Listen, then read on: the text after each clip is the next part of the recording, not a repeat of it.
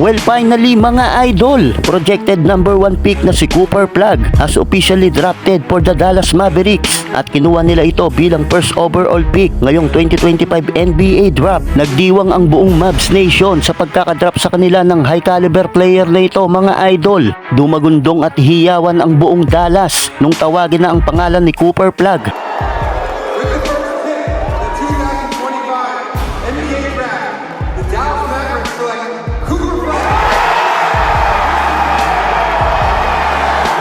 Well, eto na sigurado ang pamalit nila kay Luka Doncic matapos maitrade noong February 2 taong pangkasalukuyan. Ngayong may bago ng star player ang Dallas, tila unti-unti nang bumabalik ang magandang relasyon ng Mavs GM na si Nico Harrison sa Mavs fans at inaasahan na itong si Cooper Flag na ang kanilang magiging bagong franchise player ngayon mga idol. Isang magandang panimula ito para sa Dallas ang pagkuha nila dito kay Cooper Flag bilang second youngest number 1 pick sa draft night since LeBron James. Batang-bata mga idol, 18-year-old lang pero halimaw na kung maglaro. New era, new big three para sa Dallas next season.